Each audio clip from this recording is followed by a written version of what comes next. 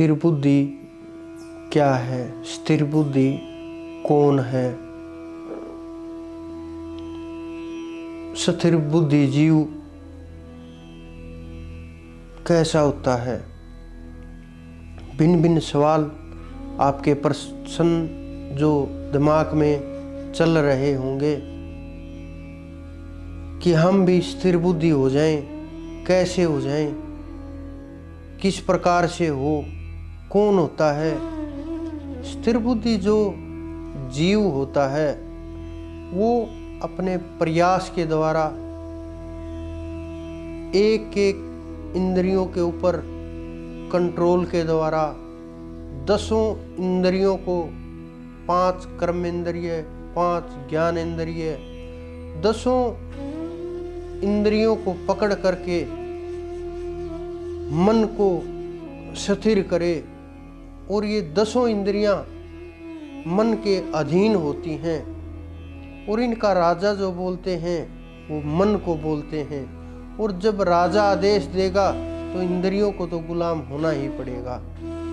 इंद्री द्वार जरोखा नाना, तह तह सुर बैठे करी थाना, आवत देखी विषय ब्यारी, झट देही कपाट उगारी।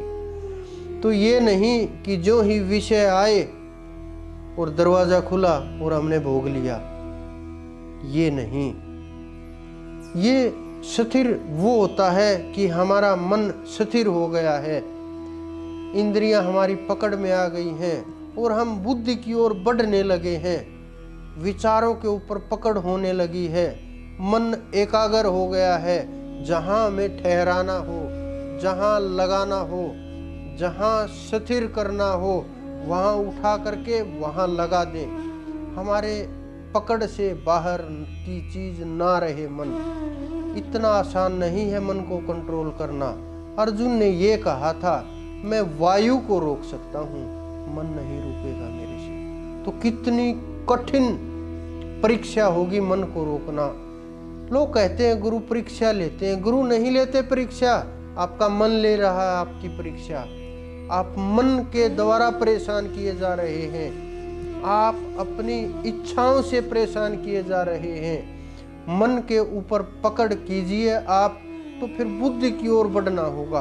और बुद्धि के विचार समाप्त करके केवल नाम के सहारे, ध्यान के सहारे, सुमरण के सहारे, परमात्मा के तेज के सहारे, गुरु के सहारे, ब्रह्मचर्य के सहारे, योग के सहारे, समाधि के सहारे, अनंत अनंत जितने रास्ते आज तक बने हैं, कोई भी किसी भी रास्ते से जब हम इस बुद्धि को परमात्मा के चरणों में समर्पित कर देते हैं और स्थिर कर देते हैं और लक्ष्य के ऊपर हमारी एकटक निगाह हो जाती है और उसके अंदर, परमात्मा के अंदर जब ये बुद्धि स्थापित हो जाती है, समर्पित हो जाती है, तो उस जीव को इस स्थिति, इस श्रेणी का जीव कहा जाता है।